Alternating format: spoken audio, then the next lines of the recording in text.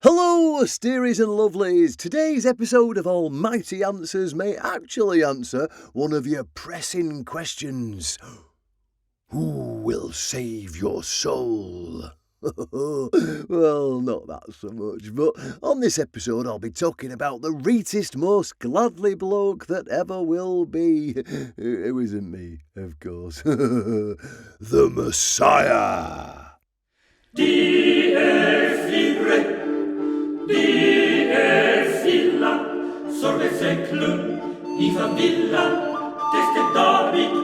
Oh, hello! You caught me after I just finished having a cuppa with Rabbi Toby Manewith. She's one of us most reet and clever emissaries over in land of Yanks.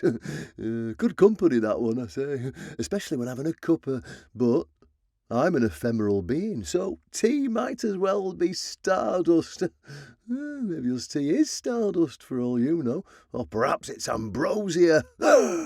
Maybe those sodding Greeks were onto something, eh? Speaking of Greeks, we'll be talking indirectly today about Christ, which is Greek for anointed. The good rabbi and I were discussing the Messiah, because he's obviously a bloke, and frankly, what a reet chap he is, let me tell you. However, the perception of the Messiah according to Jewish belief and not Christ, which is their term for Messiah. Now, you must understand that Messiah, or Moshiach, in Hebrew means the anointed, which is after one's anointing, a ritual in which a clergy of some variety would douse one's head or body in oil. I may or may not get into the significance of that at some point. We'll see.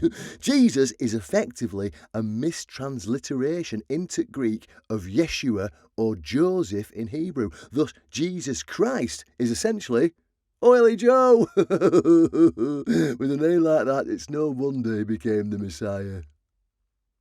Or did he?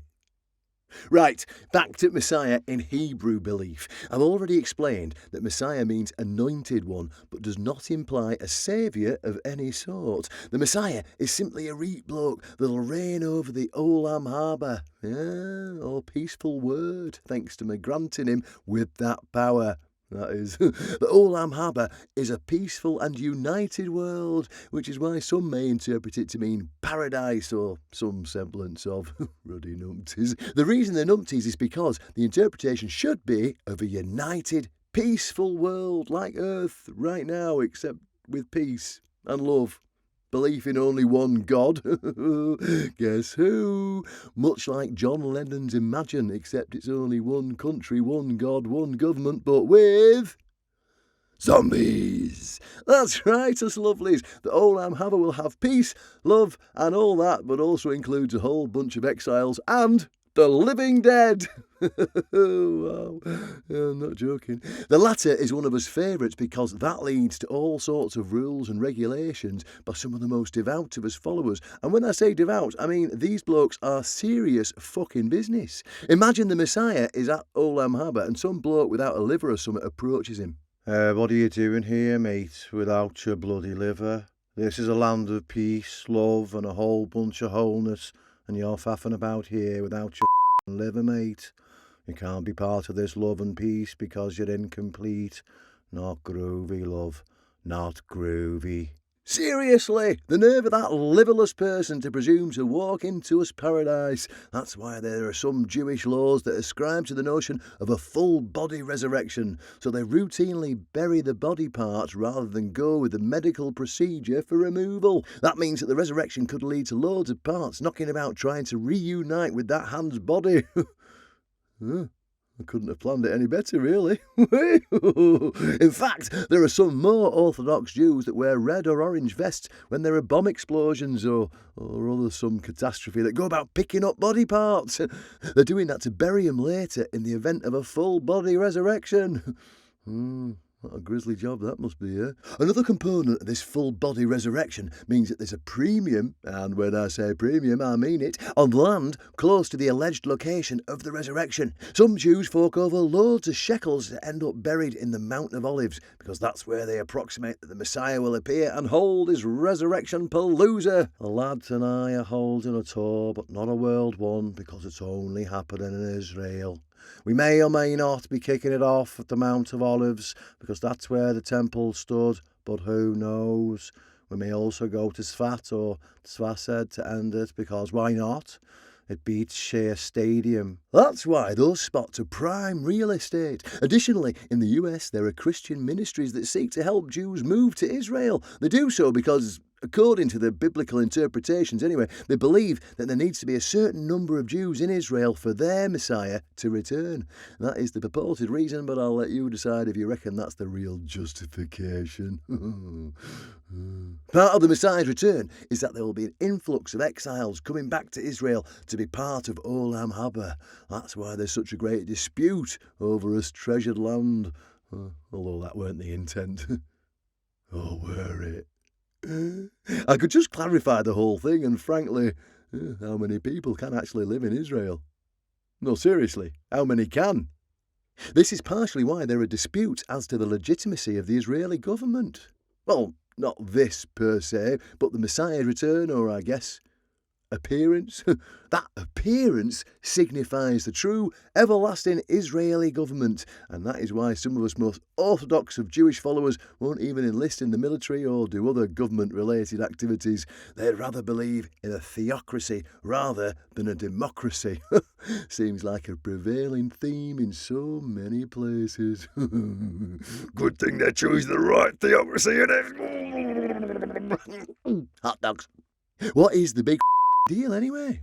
Why this emphasis on the Messiah, and how did people of the Jewish faith come to believe what they believe about him? There's no mention of him in the Torah, the Pentateuch, or, for you Gentiles, the first 5 books of the Hebrew Bible. Now what, or should I say, where?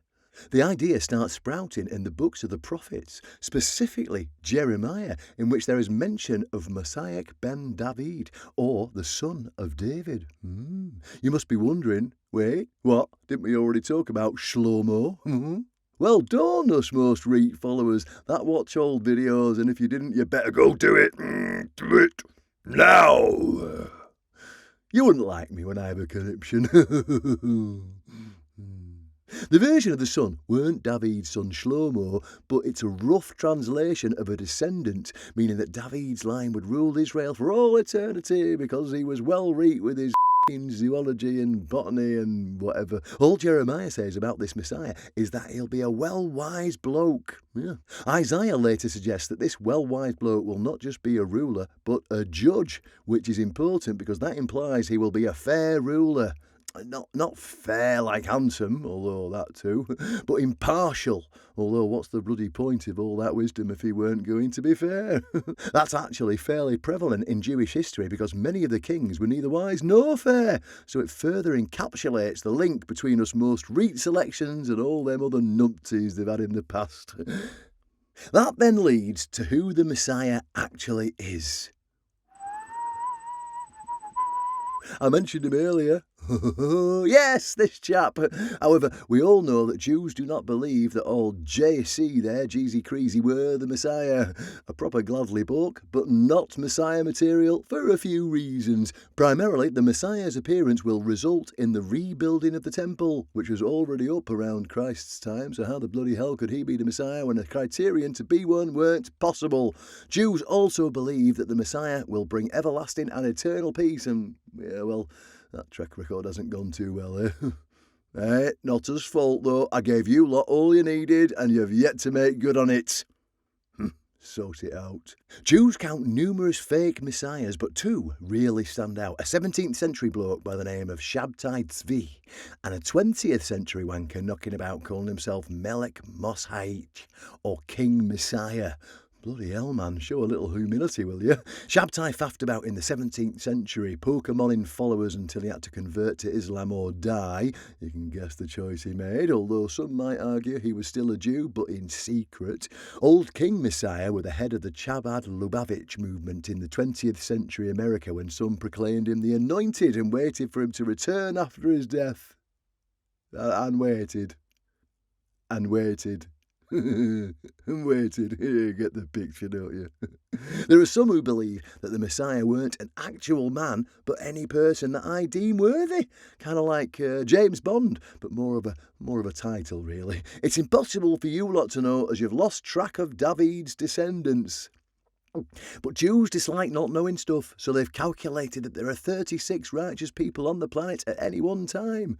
Huh? Why 36? The Hebrew word kai means life and has a numerical value of 18, so double that and you get, ta-da, 36! You lot obviously have no idea who these 36 are, but that's why you should treat everyone with kindness, or they may call Gabriel on you and he will wreck your ass! I mean, you should treat one another kindly, of course, but why not add a little added incentive?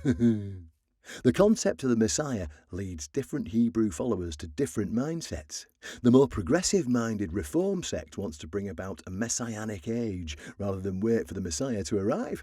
Rather than wait for a host to invite them to the party, they're going out, getting the cake, beers, balloons, and all that with the expectation that the Messiah will say, "I quite fancy this party and want to stick around and enjoy myself." That's why they aim to be inclusive, helpful and generally kind people that are not enforcing their beliefs on anyone, let alone expelling people from Israel or forcing them back there. Meanwhile, more orthodox sects believe that the Messiah will come and say, "This is me land and I will make it grow to what may seem impossible sizes to accommodate everyone in a country full of love and peace." Groovy, man, groovy, because anything and everything is possible with God. Oh, you're goddamn right, Messiah. You won't have to wait for the Messiah for our next episode, because that's all the time we have for today. Keep watching, subscribing, sharing, liking and commenting to this channel because, well, we're not exactly done with my boy JC here, and we have not even touched on the Islamic version. That'll be fun. Oh, maybe not. Oh, have a lovely day now, folks. Tatty bye now, tatty bye. Subscribe, that is, my children. Now share, like, and leave a comment. I get lonely sometimes and I love me some questions, and hey, remember, soon you'll be able to follow me on other social media channels. You will.